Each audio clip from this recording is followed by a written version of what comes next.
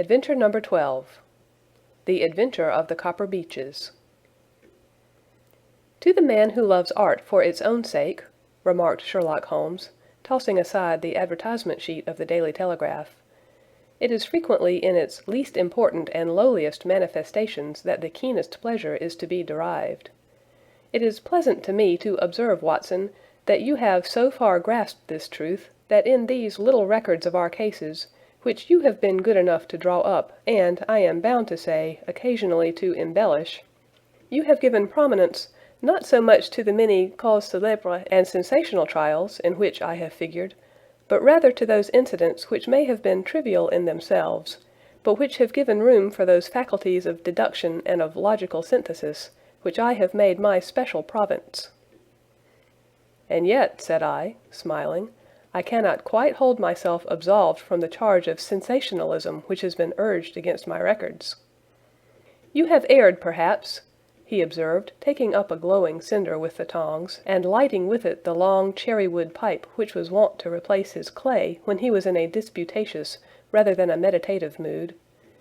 "You have erred, perhaps, in attempting to put color and life into each of your statements, instead of confining yourself to the task of placing upon record that severe reasoning from cause to effect which is really the only notable feature about the thing." "It seems to me that I have done you full justice in the matter," I remarked with some coldness, for I was repelled by the egotism which I had more than once observed to be a strong factor in my friend's singular character. "No, it is not selfishness or conceit," said he, answering, as was his wont, my thoughts rather than my words. "If I claim full justice for my art, it is because it is an impersonal thing, a thing beyond myself. Crime is common. Logic is rare. Therefore it is upon the logic rather than upon the crime that you should dwell. You have degraded what should have been a course of lectures into a series of tales." It was a cold morning of the early spring, and we sat after breakfast on either side of a cheery fire in the old room at Baker Street. A thick fog rolled down between the lines of dun-colored houses, and the opposing windows loomed like dark, shapeless blurs through the heavy yellow wreaths. Our gas was lit and shone on the white cloth and glimmer of china and metal, for the table had not been cleared yet. Sherlock Holmes had been silent all the morning, dipping continuously into the advertisement columns of a succession of papers, until at last, having apparently given up his search, he had emerged in no very sweet temper to lecture me upon my literary shortcomings. "At the same time," he remarked after a pause, during which he had sat puffing at his long pipe and gazing down into the fire, "you can hardly be open to a charge of sensationalism, for out of those cases which you have been so kind as to interest yourself in, a fair proportion do not treat of crime in its legal sense at all. The small matter in which I endeavoured to help the King of Bohemia, the singular experience of Miss Mary Sutherland, the problem connected with the man with the twisted lip, and the incident of the noble bachelor, were all matters which are outside the pale of the law. But in avoiding the sensational, I fear that you may have bordered on the trivial." "The end may have been so," I answered, "but the methods I hold to have been novel and of interest." "Pshaw, my dear fellow, what do the public, the great unobservant public, who could hardly tell a weaver by his tooth, or a compositor by his left thumb, care about the finer shades of analysis and deduction? But, indeed, if you are trivial, I cannot blame you, for the days of the great cases are past. Man, or at least criminal man, has lost all enterprise and originality. As to my own little practice, it seems to be degenerating into an agency for recovering lost lead pencils and giving advice to young ladies from boarding schools. I think that I have touched bottom at last, however. This note I had this morning marks my 0 point, I fancy. Read it." He tossed a crumpled letter across to me.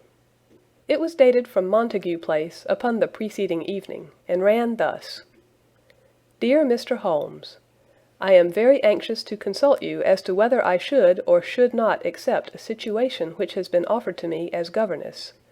I shall call at 10:30 tomorrow if I do not inconvenience you. Yours faithfully, Violet Hunter. "Do you know the young lady?" I asked. "Not I." "It is 10:30 now." "Yes, and I have no doubt that is her ring." "It may turn out to be of more interest than you think.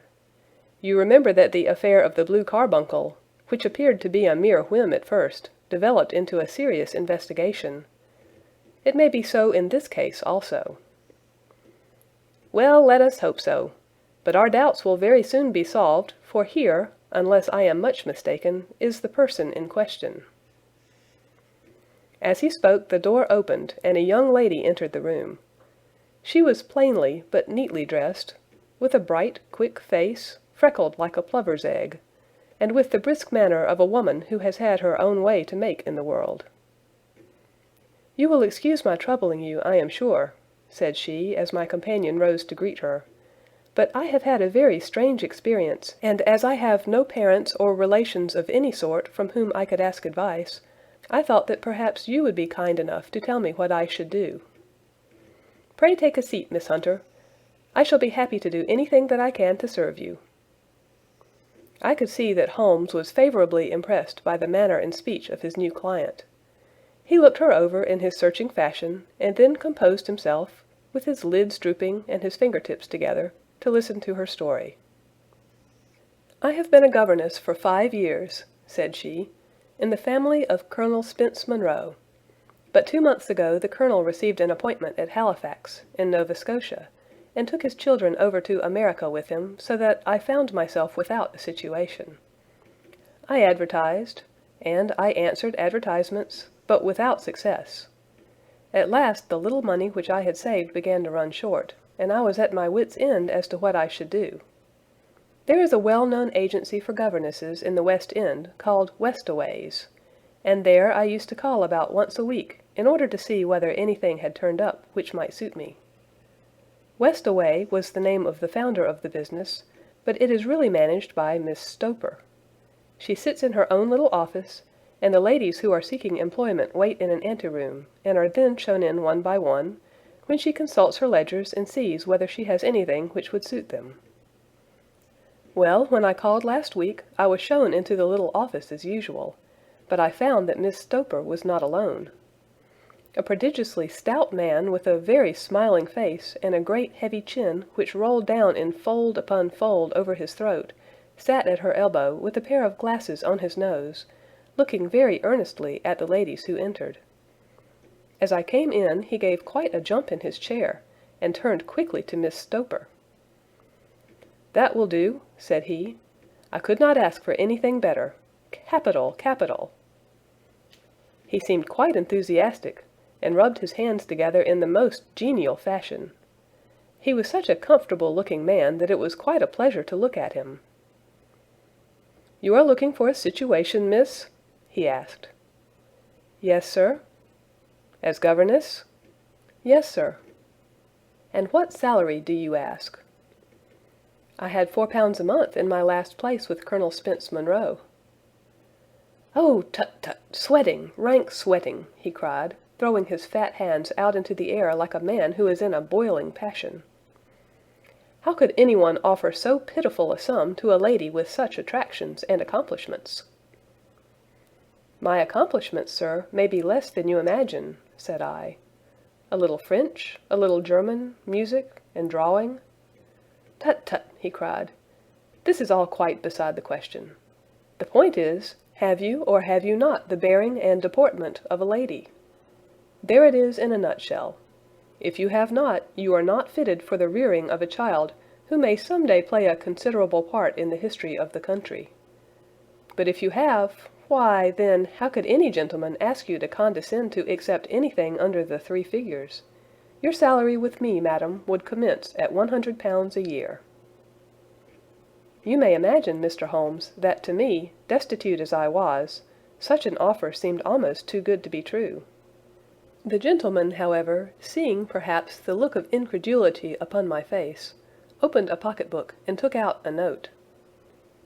"It is also my custom," said he, smiling in the most pleasant fashion until his eyes were just 2 little shining slits amid the white creases of his face, to advance to my young ladies half their salary beforehand, so that they may meet any little expenses of their journey and their wardrobe.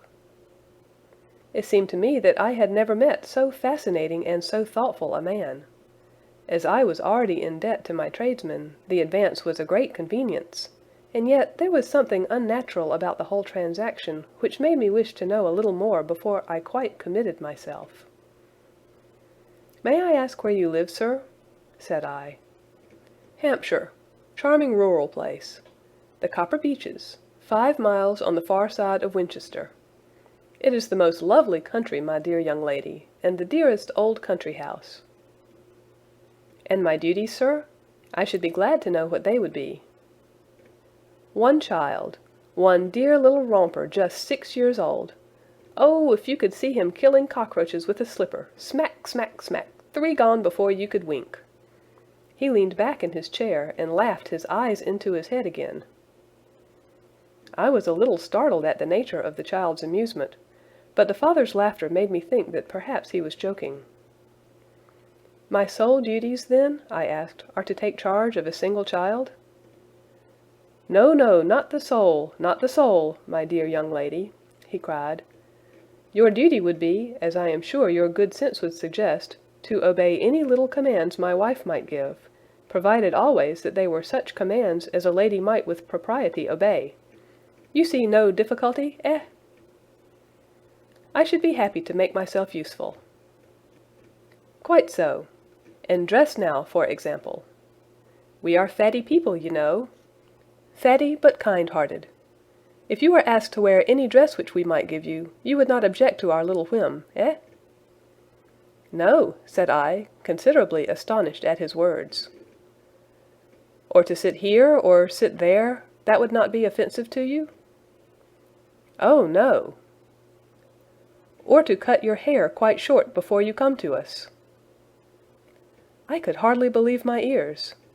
As you may observe, Mr. Holmes, my hair is somewhat luxuriant, of a rather peculiar tint of chestnut.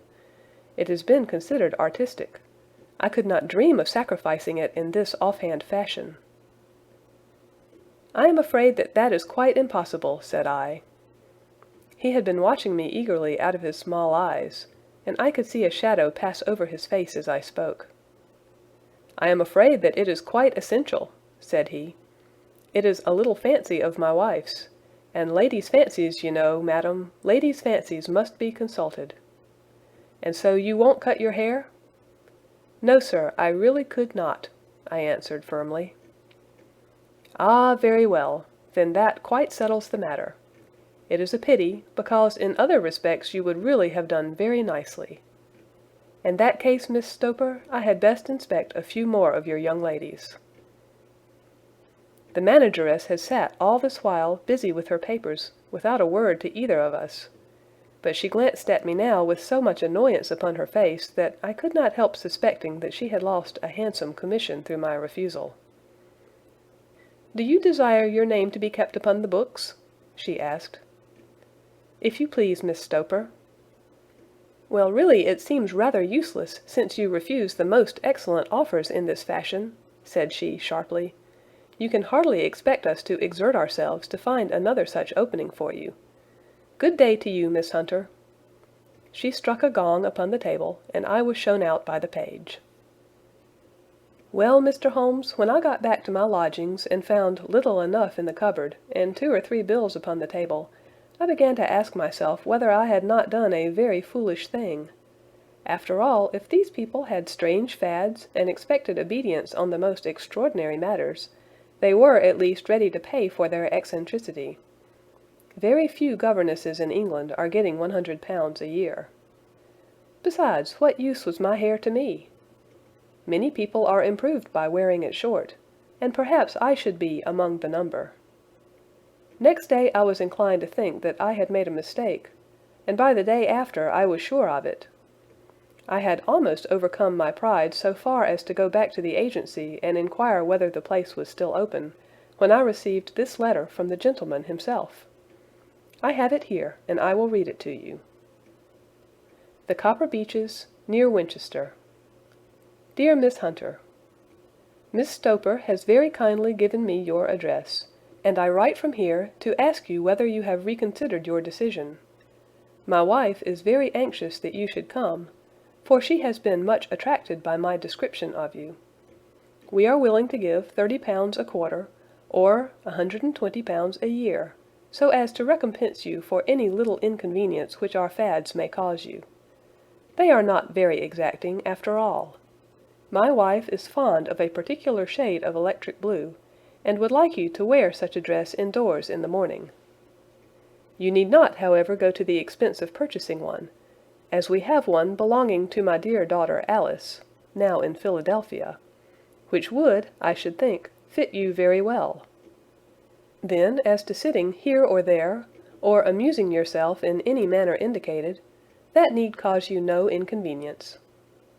As regards your hair, it is no doubt a pity, especially as I could not help remarking its beauty during our short interview. But I am afraid that I must remain firm upon this point, and I only hope that the increased salary may recompense you for the loss. Your duties, as far as the child is concerned, are very light. Now do try to come, and I shall meet you with the dog-cart at Winchester. Let me know your train. Yours faithfully, Jethro Rucastle. That is the letter which I have just received, Mr. Holmes, and my mind is made up that I will accept it. I thought, however, that before taking the final step, I should like to submit the whole matter to your consideration. Well, Miss Hunter, if your mind is made up, that settles the question, said Holmes, smiling. But you would not advise me to refuse. I confess that it is not the situation which I should like to see a sister of mine apply for. What is the meaning of it all, Mr. Holmes? Ah, I have no data. I cannot tell. Perhaps you have yourself formed some opinion? Well, there seems to me to be only one possible solution. Mr. Rucastle seemed to be a very kind, good-natured man. Is it not possible that his wife is a lunatic, and that he desires to keep the matter quiet for fear she should be taken to an asylum, and that he humors her fancies in every way in order to prevent an outbreak? That is a possible solution. In fact, as matters stand, it is the most probable one. But in any case, it does not seem to be a nice household for a young lady. But the money, Mr. Holmes, the money! Well, yes, of course, the pay is good, too good. That is what makes me uneasy. Why should they give you £120 a year when they could have their pick for £40? There must be some strong reason behind. I thought that if I told you the circumstances you would understand afterwards if I wanted your help. I should feel so much stronger if I felt that you were at the back of me. Oh, you may carry that feeling away with you. I assure you that your little problem promises to be the most interesting which has come my way for some months. There is something distinctly novel about some of the features. If you should find yourself in doubt or in danger— Danger? What danger do you foresee? Holmes shook his head gravely. It would cease to be a danger if we could define it, said he. But at any time, day or night, a telegram would bring me down to your help. That is enough. She rose briskly from her chair with the anxiety all swept from her face. I shall go down to Hampshire quite easy in my mind now.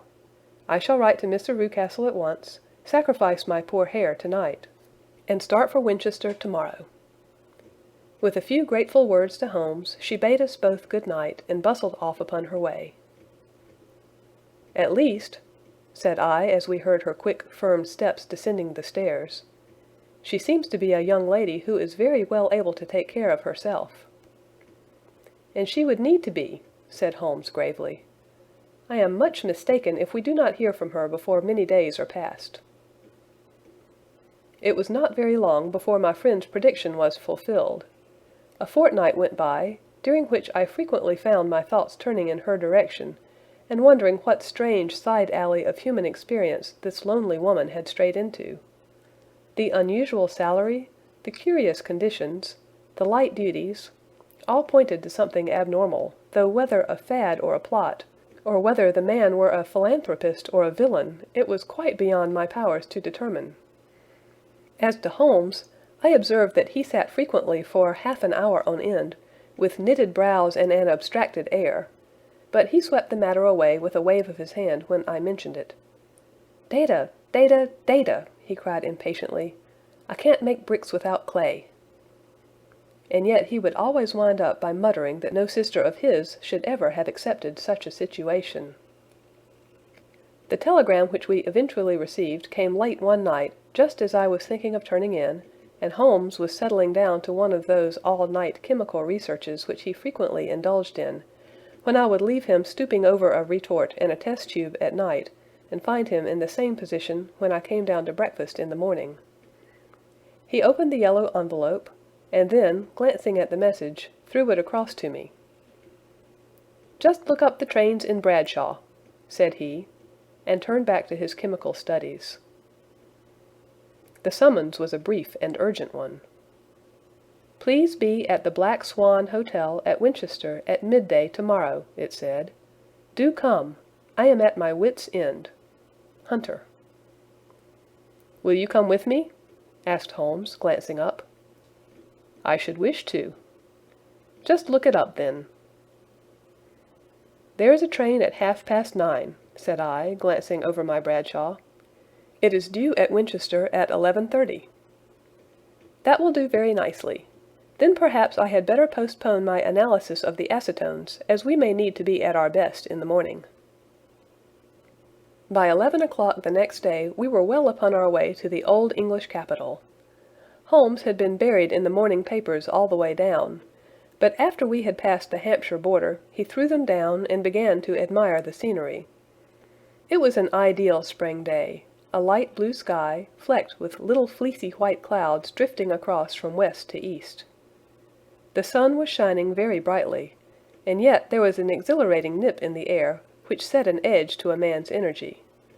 All over the countryside, away to the rolling hills around Aldershot, the little red and grey roofs of the farmsteadings peeped out from amid the light green of the new foliage. "Are they not fresh and beautiful?" I cried with all the enthusiasm of a man fresh from the fogs of Baker Street. But Holmes shook his head gravely. "Do you know, Watson," said he, "that it is one of the curses of a mind with a turn like mine, that I must look at everything with reference to my own special subject. You look at these scattered houses, and you are impressed by their beauty. I look at them, and the only thought which comes to me is a feeling of their isolation, and of the impunity with which crime may be committed there." "Good heavens!" I cried. "Who would associate crime with these dear old homesteads?" "They always fill me with a certain horror. It is my belief, Watson, founded upon my experience, that the lowest and vilest alleys in London do not present a more dreadful record of sin than does the smiling and beautiful countryside." "You horrify me." "But the reason is very obvious. The pressure of public opinion can do in the town what the law cannot accomplish. There is no lane so vile that the scream of a tortured child, or the thud of a drunkard's blow, does not beget sympathy and indignation among the neighbours, and then the whole machinery of justice is ever so close that a word of complaint can set it going, and there is but a step between the crime and the dock. But look at these lonely houses, each in its own fields, filled for the most part with poor ignorant folk who know little of the law. Think of the deeds of hellish cruelty, the hidden wickedness which may go on year in, year out in such places, and none the wiser. Had this lady who appeals to us for help gone to live in Winchester, I should never have had a fear for her. It is the 5 miles of country which makes the danger. Still, it is clear that she is not personally threatened. No, if she can come to Winchester to meet us, she can get away. Quite so. She has her freedom. What can be the matter, then? Can you suggest no explanation? I have devised 7 separate explanations, each of which would cover the facts as far as we know them. But which of these is correct can only be determined by the fresh information which we shall no doubt find waiting for us. Well, there is the tower of the cathedral, and we shall soon learn all that Miss Hunter has to tell. The Black Swan is an inn of repute in the High Street, at no distance from the station, and there we found the young lady waiting for us. She had engaged a sitting-room, and our lunch awaited us upon the table. "I am so delighted that you have come," she said earnestly. "It is so very kind of you both. But indeed I do not know what I should do. Your advice will be altogether invaluable to me." "Pray tell us what has happened to you." "I will do so, and I must be quick, for I have promised Mr. Rucastle to be back before 3. I got his leave to come into town this morning, though he little knew for what purpose." "Let us have everything in its due order." Holmes thrust his long, thin legs out towards the fire, and composed himself to listen. "In the first place, I may say that I have met, on the whole, with no actual ill treatment from Mr. and Mrs. Rucastle. It is only fair to them to say that. But I cannot understand them, and I am not easy in my mind about them." "What can you not understand?" "Their reasons for their conduct. But you shall have it all just as it occurred. When I came down, Mr. Rucastle met me here, and drove me in his dog-cart to the Copper Beeches. It is, as he said, beautifully situated, but it is not beautiful in itself, for it is a large square block of a house, whitewashed, but all stained and streaked with damp and bad weather. There are grounds round it, woods on 3 sides, and on the 4th a field which slopes down to the Southampton highroad, which curves past about 100 yards from the front door. This ground in front belongs to the house, but the woods all round are part of Lord Southerton's preserves. A clump of copper beeches immediately in front of the hall door has given its name to the place. I was driven over by my employer, who was as amiable as ever, and was introduced by him that evening to his wife and the child. There was no truth, Mr. Holmes, in the conjecture which seemed to us to be probable in your rooms at Baker Street. Mrs. Rucastle is not mad. I found her to be a silent, pale-faced woman, much younger than her husband, and not more than 30, I should think, while he can hardly be less than 45.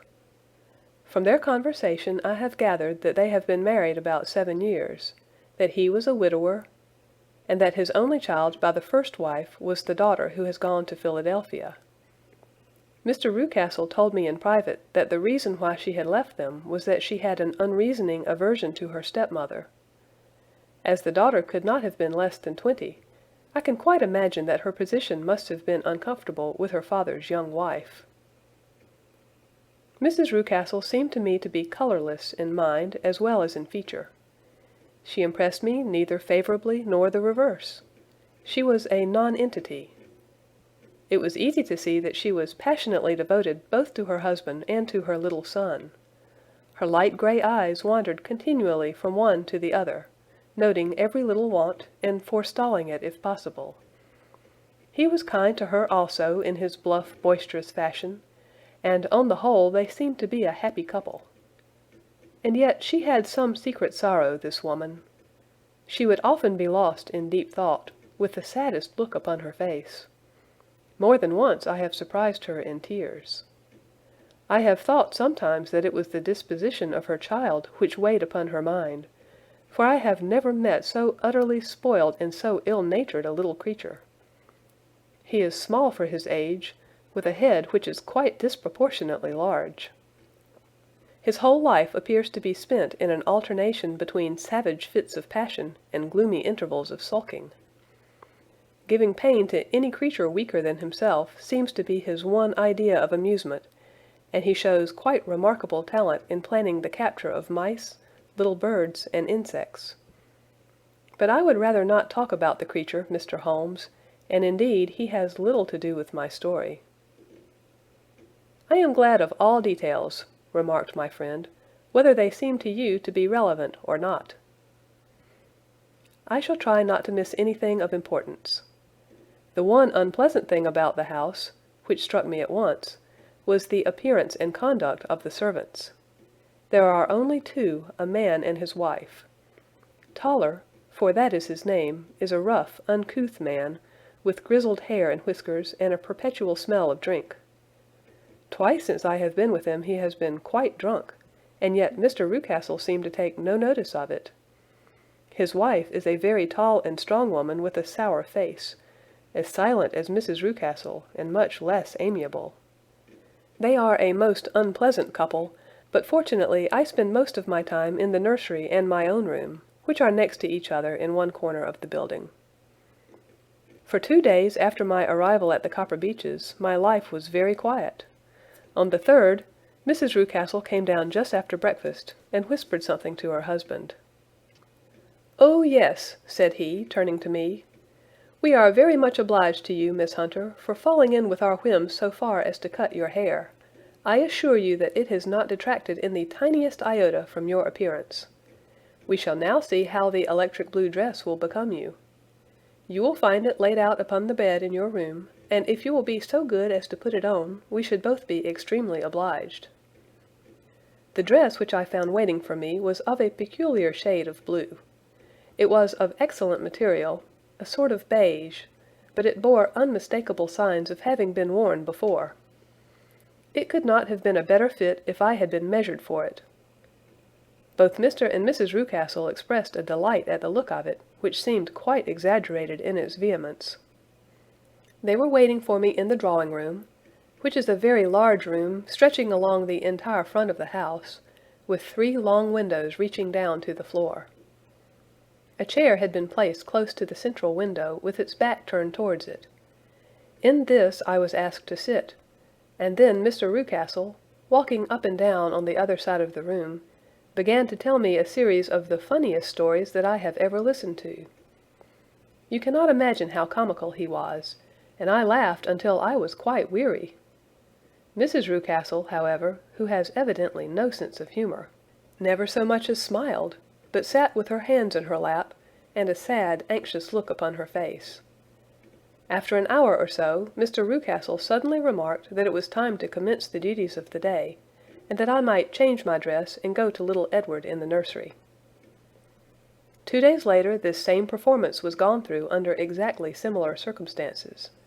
Again I changed my dress, again I sat in the window, and again I laughed very heartily at the funny stories of which my employer had an immense repertoire, and which he told inimitably. Then he handed me a yellow-backed novel, and moving my chair a little sideways that my own shadow might not fall upon the page, he begged me to read aloud to him. I read for about 10 minutes, beginning in the heart of a chapter, and then suddenly, in the middle of a sentence, he ordered me to cease and to change my dress. You can easily imagine, Mr. Holmes, how curious I became as to what the meaning of this extraordinary performance could possibly be. They were always very careful, I observed, to turn my face away from the window, so that I became consumed with the desire to see what was going on behind my back. At first it seemed to be impossible, but I soon devised a means. My hand mirror had been broken, so a happy thought seized me, and I concealed a piece of the glass in my handkerchief. On the next occasion, in the midst of my laughter, I put my handkerchief up to my eyes, and was able with a little management to see all that there was behind me. I confess that I was disappointed. There was nothing. At least, that was my first impression. At the second glance, however, I perceived that there was a man standing in the Southampton Road, a small bearded man in a grey suit, who seemed to be looking in my direction. The road is an important highway, and there are usually people there. This man, however, was leaning against the railings which bordered our field, and was looking earnestly up. I lowered my handkerchief and glanced at Mrs. Rucastle, to find her eyes fixed upon me with a most searching gaze. She said nothing, but I am convinced that she had divined that I had a mirror in my hand, and had seen what was behind me. She rose at once. "Jeffro," said she, "there is an impertinent fellow upon the road there, who stares up at Miss Hunter." "No friend of yours, Miss Hunter?" he asked. "No, I know no one in these parts." "Dear me, how very impertinent! Kindly turn round and motion to him to go away." "Surely it would be better to take no notice." "No, no, we should have him loitering here always. Kindly turn round and wave him away like that." I did as I was told, and at the same instant Mrs. Rucastle drew down the blind. That was a week ago, and from that time I have not sat again in the window, nor have I worn the blue dress, nor seen the man in the road." "Pray continue," said Holmes. "Your narrative promises to be a most interesting one." "You will find it rather disconnected, I fear, and there may prove to be little relation between the different incidents of which I speak. On the very first day that I was at the Copper Beeches, Mr. Rucastle took me to a small outhouse which stands near the kitchen door. As we approached it, I heard the sharp rattling of a chain and the sound as of a large animal moving about. "Look in here," said Mr. Rucastle, showing me a slit between two planks. "Is he not a beauty?" I looked through and was conscious of two glowing eyes and of a vague figure huddled up in the darkness. "Don't be frightened," said my employer, laughing at the start which I had given. "It's only Carlo, my mastiff. I call him mine, but really old Toller, my groom, is the only man who can do anything with him. We feed him once a day, and not too much then, so that he is always as keen as mustard. Toller lets him loose every night, and God help the trespasser whom he lays his fangs upon. For goodness' sake, don't you ever on any pretext set your foot over the threshold at night, for it's as much as your life is worth." The warning was no idle one, for 2 nights later I happened to look out of my bedroom window about 2 o'clock in the morning. It was a beautiful moonlight night, and the lawn in front of the house was silvered over and almost as bright as day. I was standing, wrapped in the peaceful beauty of the scene, when I was aware that something was moving under the shadow of the Copper Beeches. As it emerged into the moonshine, I saw what it was. It was a giant dog, as large as a calf, tawny tinted, with hanging jowl, black muzzle, and huge projecting bones. It walked slowly across the lawn and vanished into the shadow upon the other side. That dreadful sentinel sent a chill to my heart which I do not think that any burglar could have done. And now I have a very strange experience to tell you. I had, as you know, cut off my hair in London, and I had placed it in a great coil at the bottom of my trunk. One evening, after the child was in bed, I began to amuse myself by examining the furniture of my room, and by rearranging my own little things. There was an old chest of drawers in the room, the 2 upper ones empty and open, the lower one locked. I had filled the first 2 with my linen, and as I had still much to pack away, I was naturally annoyed at not having the use of the 3rd drawer. It struck me that it might have been fastened by a mere oversight, so I took out my bunch of keys and tried to open it. The very first key fitted to perfection, and I drew the drawer open. There was only one thing in it, but I am sure that you would never guess what it was. It was my coil of hair. I took it up and examined it.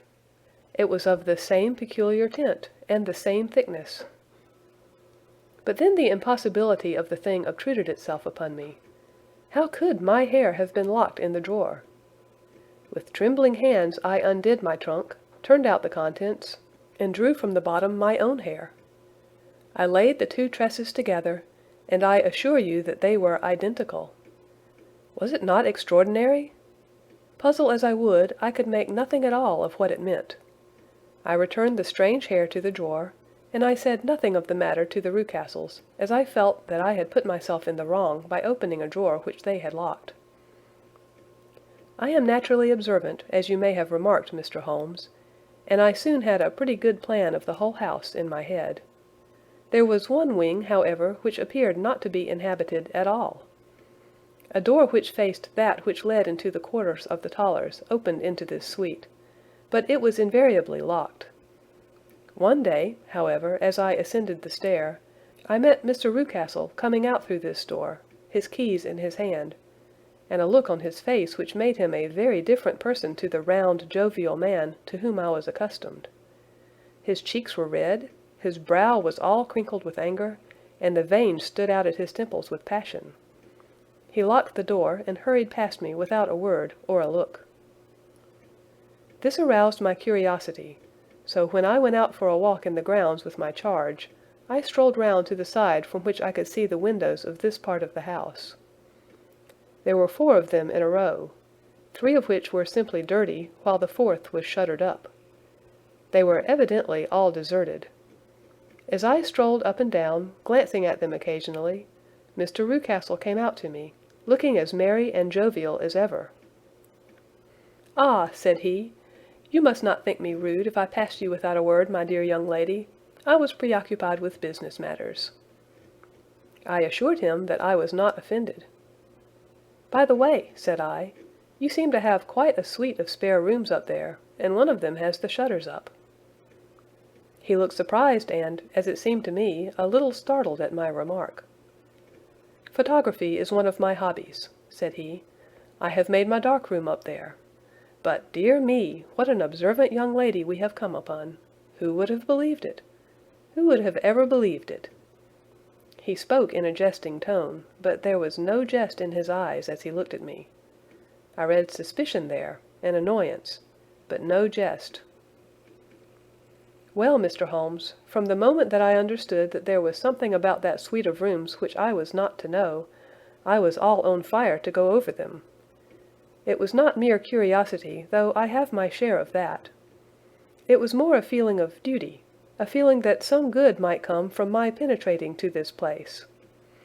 They talk of woman's instinct.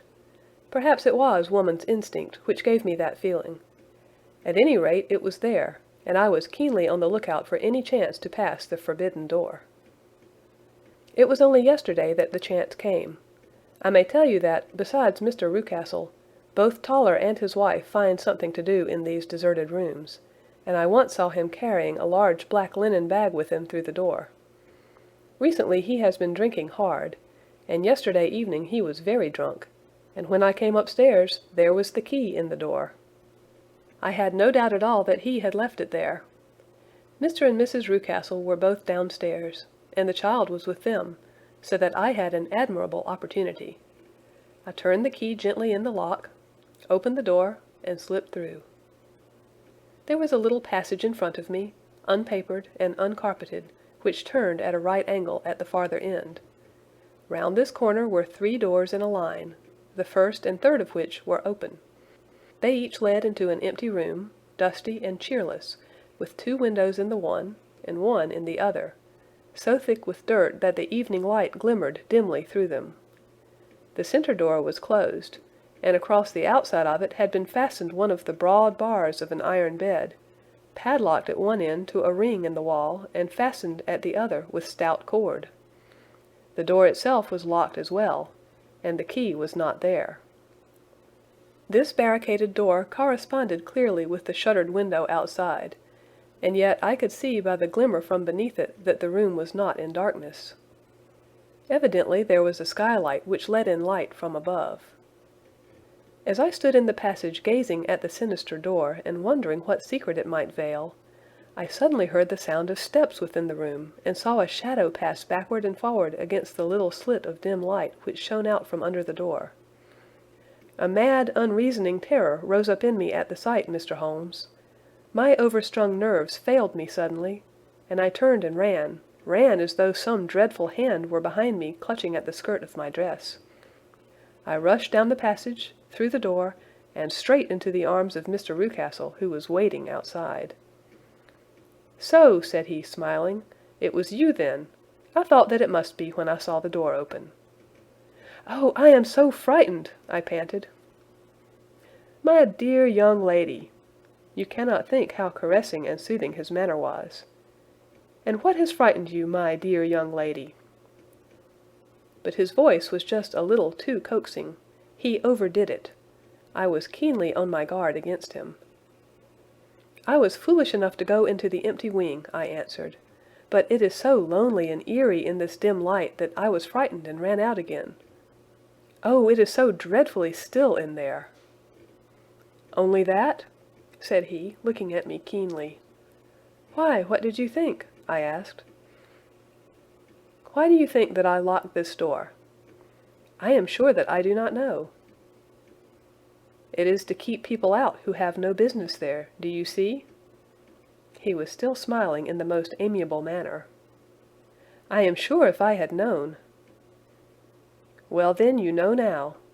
And if you ever put your foot over that threshold again—" Here in an instant the smile hardened into a grin of rage, and he glared down at me with the face of a demon. "I'll throw you to the mastiff." I was so terrified that I do not know what I did. I suppose that I must have rushed past him into my room. I remember nothing until I found myself lying on my bed, trembling all over. Then I thought of you, Mr. Holmes. I could not live there longer without some advice. I was frightened of the house, of the man, of the woman, of the servants, even of the child. They were all horrible to me. If I could only bring you down, all would be well. Of course I might have fled from the house, but my curiosity was almost as strong as my fears. My mind was soon made up. I would send you a wire. I put on my hat and cloak, went down to the office, which is about half a mile from the house, and then returned feeling very much easier. A horrible doubt came into my mind as I approached the door, lest the dog might be loose, but I remembered that Toller had drunk himself into a state of insensibility that evening, and I knew that he was the only one in the household who had any influence with the savage creature, or who would venture to set him free. I slipped in safety, and lay awake half the night in my joy at the thought of seeing you.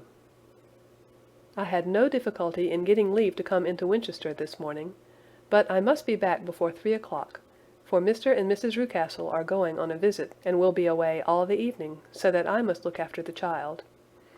Now I have told you all my adventures, Mr. Holmes, and I should be very glad if you could tell me what it all means, and above all, what I should do. Holmes and I had listened spellbound to this extraordinary story. My friend rose now and paced up and down the room, his hands in his pockets, and an expression of the most profound gravity upon his face. "Is Toller still drunk?" he asked. "Yes, I heard his wife tell Mrs. Rucastle that she could do nothing with him." "That is well. And the Rucastles go out tonight?" "Yes." "Is there a cellar with a good strong lock?" "Yes, the wine cellar." "You seem to me to have acted all through this matter like a very brave and sensible girl, Miss Hunter. Do you think that you could perform one more feat? I should not ask it of you if I did not think you quite an exceptional woman." "I will try. What is it?"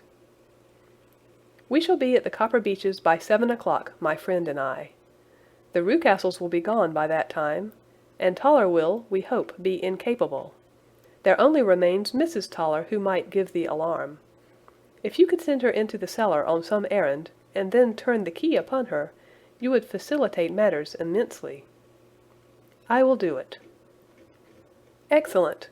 We shall then look thoroughly into the affair. Of course there is only one feasible explanation. You have been brought there to personate someone, and the real person is imprisoned in this chamber. That is obvious. As to who this prisoner is, I have no doubt that it is the daughter, Miss Alice Rucastle, if I remember right, who is said to have gone to America. You were chosen, doubtless, as resembling her in height, figure, and the color of her hair. Hers had been cut off, very possibly in some illness through which she has passed, and so, of course, yours had to be sacrificed also. By a curious chance you came upon her tresses. The man in the road was undoubtedly some friend of hers, possibly her fiancé, and no doubt, as you wore the girl's dress and were so like her, he was convinced from your laughter, whenever he saw you, and afterwards from your gesture, that Miss Rucastle was perfectly happy, and that she no longer desired his attentions. The dog is let loose at night to prevent him from endeavoring to communicate with her. So much is fairly clear. The most serious point in the case is the disposition of the child." "What on earth has that to do with it?" I ejaculated. "My dear Watson, you as a medical man are continually gaining light as to the tendencies of a child by the study of the parents. Don't you see that the converse is equally valid? I have frequently gained my first real insight into the character of parents by studying their children.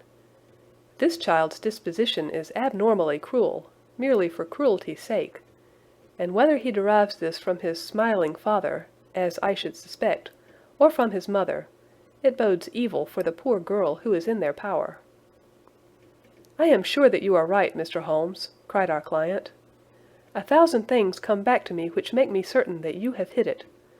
Oh, let us lose not an instant in bringing help to this poor creature.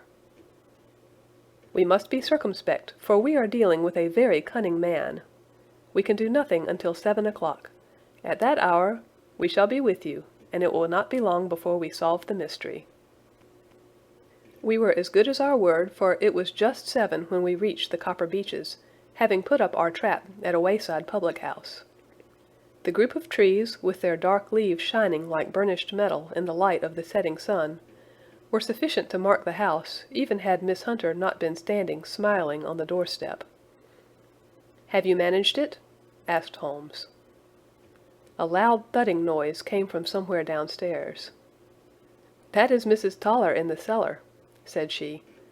"Her husband lies snoring on the kitchen rug. Here are his keys, which are the duplicates of Mr. Rucastle's." "You have done well indeed," cried Holmes with enthusiasm. "Now lead the way, and we shall soon see the end of this black business." We passed up the stair, unlocked the door, followed on down a passage, and found ourselves in front of the barricade which Miss Hunter had described. Holmes cut the cord and removed the transverse bar. Then he tried the various keys in the lock, but without success. No sound came from within, and at the silence Holmes's face clouded over. "I trust that we are not too late," said he. "I think, Miss Hunter, that we had better go in without you. Now, Watson, put your shoulder to it, and we shall see whether we cannot make our way in." It was an old rickety door, and gave at once before our united strength. Together we rushed into the room. It was empty. There was no furniture save a little pallet bed, a small table, and a basketful of linen. The skylight above was open, and the prisoner gone. "There has been some villainy here," said Holmes. "This beauty has guessed Miss Hunter's intentions and has carried his victim off." "But how?" "Through the skylight. We shall soon see how he managed it." He swung himself up onto the roof. "Ah, yes," he cried. "Here's the end of a long, light ladder against the eaves. That is how he did it." "But it is impossible," said Miss Hunter. "The ladder was not there when the Rucastles went away." "He has come back and done it. I tell you that he is a clever and dangerous man. I should not be very much surprised if this were he whose step I hear now upon the stair. I think, Watson, that it would be as well for you to have your pistol ready." The words were hardly out of his mouth before a man appeared at the door of the room, a very fat and burly man, with a heavy stick in his hand. Miss Hunter screamed and shrunk against the wall at the sight of him. But Sherlock Holmes sprang forward and confronted him. "You villain," said he, "where's your daughter?" The fat man cast his eyes round, and then up at the open skylight. "It is for me to ask you that," he shrieked. "You thieves, spies and thieves! I have caught you, have I? You are in my power. I'll serve you—" He turned and clattered down the stairs as hard as he could go. "He's gone for the dog!" cried Miss Hunter. "I have my revolver," said I. "Better close the front door," cried Holmes, and we all rushed down the stairs together. We had hardly reached the hall when we heard the baying of a hound, and then a scream of agony, with a horrible worrying sound which it was dreadful to listen to. An elderly man with a red face and shaking limbs came staggering out at a side door. "My God!" he cried. "Someone has loosed the dog. It's not been fed for 2 days. Quick, quick, or it'll be too late." Holmes and I rushed out and round the angle of the house, with Toller hurrying behind us. There was the huge famished brute, its black muzzle buried in Rucastle's throat, while he writhed and screamed upon the ground. Running up, I blew its brains out, and it fell over with its keen white teeth still meeting in the great creases of his neck. With much labor we separated them, and carried him, living but horribly mangled, into the house. We laid him upon the drawing-room sofa, and having dispatched the sobered Toller to bear the news to his wife, I did what I could to relieve his pain. We were all assembled round him when the door opened, and a tall, gaunt woman entered the room. "Mrs. Toller!" cried Miss Hunter. "Yes, miss. Mr. Rucastle let me out, when he came back before he went up to you. Ah, miss, it is a pity you didn't let me know what you were planning, for I would have told you that your pains were wasted." "Ha!" said Holmes, looking keenly at her. "It is clear that Mrs. Toller knows more about this matter than anyone else." "Yes, sir, I do, and I am ready enough to tell what I know." "Then pray sit down, and let us hear it, for there are several points on which I must confess that I am still in the dark." "I will soon make it clear to you," said she, "and I'd have done so before now, if I could have got out from the cellar. If there's police court business over this, you'll remember that I was the one that stood your friend, and that I was Miss Alice's friend too. She was never happy at home, Miss Alice wasn't, from the time that her father married again. She was slighted like, and had no say in anything, but it never really became bad for her until after she met Mr. Fowler at a friend's house. As well as I could learn, Miss Alice had rights of her own by will, but she was so quiet and patient, she was, that she never said a word about them, but just left everything in Mr. Rucastle's hands. He knew he was safe with her, but when there was a chance of a husband coming forward, who would ask for all that the law would give him, then her father thought it time to put a stop on it. He wanted her to sign a paper so that whether she married or not, he could use her money. When she wouldn't do it, he kept on worrying her until she got brain fever, and for 6 weeks was at death's door. Then she got better at last, all worn to a shadow, and with her beautiful hair cut off. But that didn't make no change in her young man, and he stuck to her as true as man could be." "Ah," said Holmes, "I think that what you have been good enough to tell us makes the matter fairly clear, and that I can deduce all that remains. Mr. Rucastle, then, I presume, took to this system of imprisonment?" "Yes, sir." "And brought Miss Hunter down from London in order to get rid of the disagreeable persistence of Mr. Fowler?" "That was it, sir." "But Mr. Fowler, being a persevering man, as a good seaman should be, blockaded the house, and having met you succeeded by certain arguments, metallic or otherwise, in convincing you that your interests were the same as his." "Mr. Fowler was a very kind-spoken, free-handed gentleman," said Mrs. Toller serenely. "And in this way he managed that your good man should have no want of drink, and that a ladder should be ready at the moment when your master had gone out. You have it, sir, just as it happened." "I am sure we owe you an apology, Mrs. Toller," said Holmes, "for you have certainly cleared up everything which puzzled us. And here comes the country surgeon and Mrs. Rucastle, so I think, Watson, that we had best escort Miss Hunter back to Winchester, as it seems to me that our locus standi now is rather a questionable one." And thus was solved the mystery of the sinister house with the copper beeches in front of the door. Mr. Rucastle survived, but was always a broken man, kept alive solely through the care of his devoted wife. They still live with their old servants, who probably know so much of Rucastle's past life that he finds it difficult to part from them. Mr. Fowler and Miss Rucastle were married, by special license, in Southampton the day after their flight, and he is now the holder of a government appointment in the island of Mauritius. As to Miss Violet Hunter, my friend Holmes, rather to my disappointment, manifested no further interest in her when once she had ceased to be the centre of one of his problems, and she is now the head of a private school at Walsall, where I believe that she has met with considerable success. End of The Adventure of the Copper Beeches. This concludes The Adventures of Sherlock Holmes by Sir Arthur Conan Doyle.